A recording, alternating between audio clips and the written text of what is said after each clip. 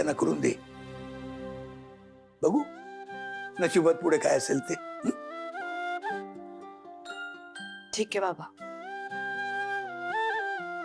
मला मान्य आहे. एक एक पाऊल पुढे जाऊया आपण,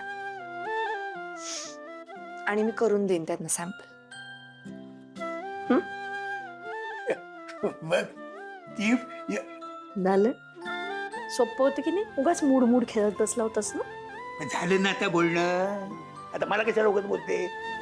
जात मध्ये जा, तिला चहा करून दे. उगाच उगाच मध्ये मध्ये नाही, जा चहा करून.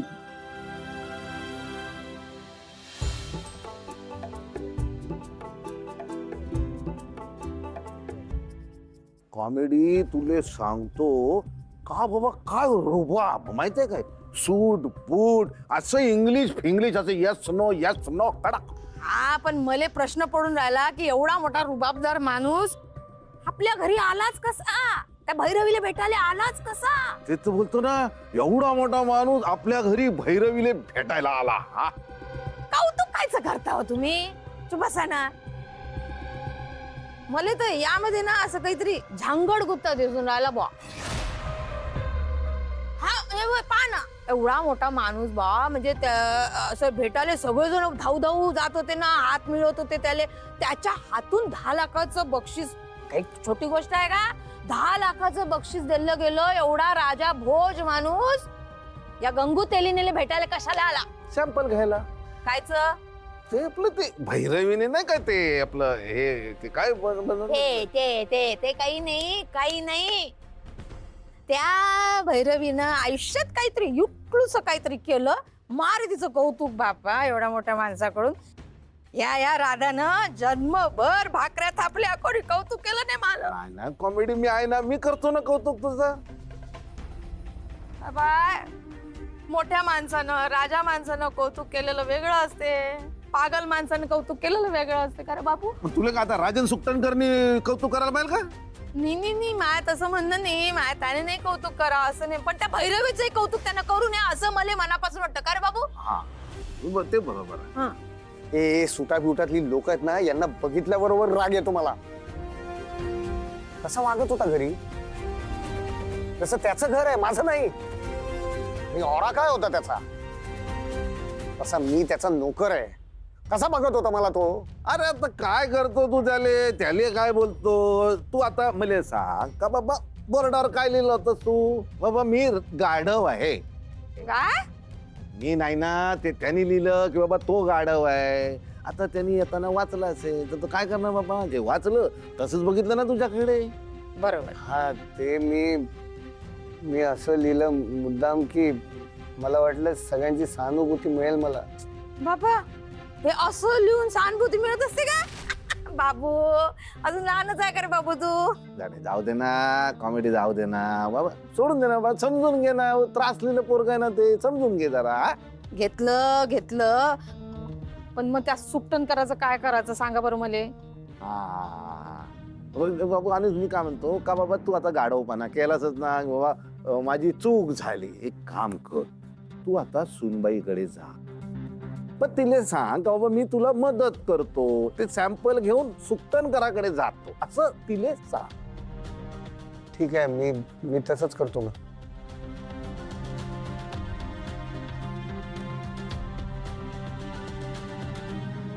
काय मग केलं की नाही बावलं माझ्या हातातलं. मग त्या बावल्याला आधीच काऊन नाही सांगितलं.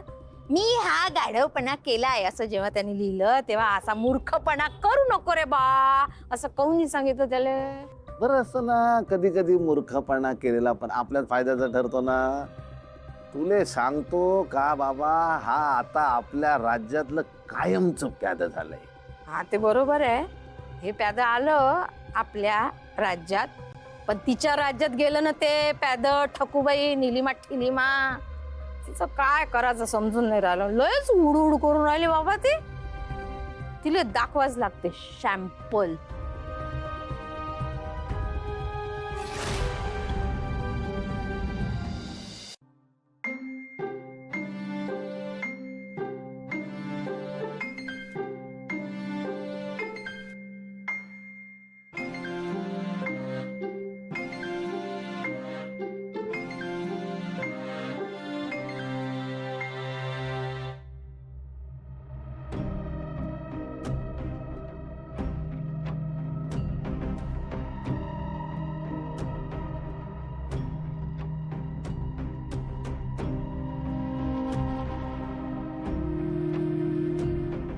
बाहेर कुठे जातेस?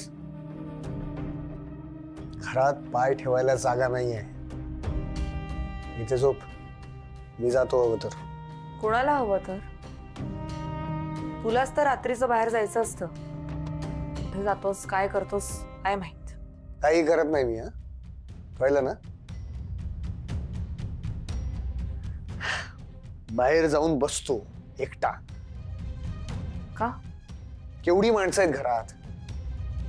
नुसता आवाज सुरू असतो, नुसती कलकल सुरू असते त्यांची. मला शांतता हवी असते म्हणून जाऊन बसतो मी.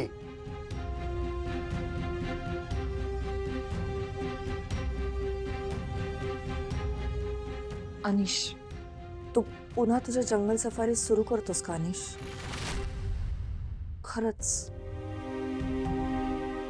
तुला आवडतं ना ते सगळं? तुझं मन रमतं ना तिथे? मग जा ना तू. इथली नको काळजी करूस. हे बघ, तुला हवं ते कर. खरंच 2 महिने जा, परत ये इथे, थोडे दिवस राहा आणि परत जा. तुला असं वाटतं ना सगळं मनाविरुद्ध घडतंय तुझ्या, किंवा नेहमी ते जुने दिवस आठवतात. तुझा तो पिंडच नाही असं तू म्हणतोस. कशाची वाट बघतोयस? अनिश, बाकी सगळं मी मॅनेज करेन. आणि आहोत ना आम्ही सगळे एकमेकांना सांभाळून घ्यायला. खरंच जा, मला चालेल. चालेल की आवडेल का? एकदाची कटकट जाईल तुझी, नाही का? ओ गॉड. वॉट? खरं सांग, हेच हवंय तुला? घरातले बाकीचे सगळे एक एक करून कधी ना कधी तरी जातीलच. मी गेलो म्हणजे तू आणि मुलं.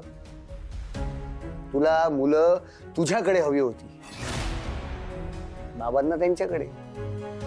तुमच्या दोघांची इच्छा पूर्ण होईल ना? अनिश, असं काहीही नाहीये.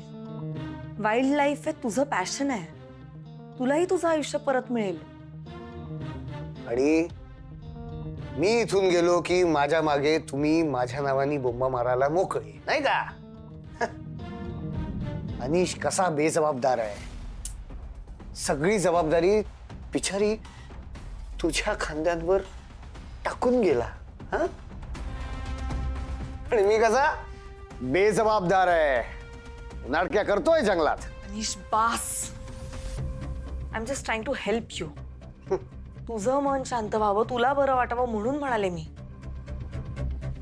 आणि मी समजू शकते, मनाविरुद्ध फार काळ नाही जगता येत माणसाला. जितकं शक्य आहे मी तुला समजून घेण्याचा प्रयत्न करेन. मला माहितीये तुलाही तुझी स्वप्न पूर्ण करता आली पाहिजे, म्हणून म्हणाले तू जा. माझी फक्त एकच रिक्वेस्ट आहे तुला अनिश. मी सुद्धा धडपड करतेय, ह्या सगळ्या गोंधळातनं मार्ग काढायचा प्रयत्न करतेय. तुला मला मदत करता येणार नसेल तर नको करूस, पण निदान त्रास होईल असं तरी काही करू नकोस प्लीज. कारण या सगळ्याचा त्रास ना फक्त मला नाही होत, सगळ्यांना होतो. ह्याचे परिणाम सगळ्यांना भोगावे लागतात. सैरभैर होते मी, मला कळत नाही काय करायचं. मी ऑलमोस्ट गिव्ह अप करणार होते. बाबांनी मला पुन्हा पुश केलंय. आता उद्या जाणार आहे मी त्या सुकटाणकरांकडे, काय ते सॅम्पल घेऊन.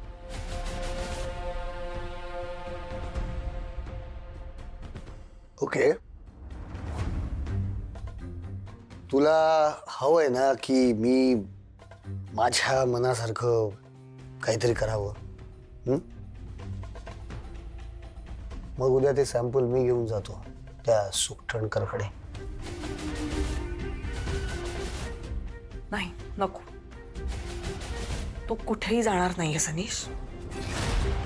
मी बघेन काय करायचं ते. का ग? छोटस काम आहे, त्यात काय एवढं? सांगितलं ना, मी करेन. माझं काम आहे ना, मी करेन.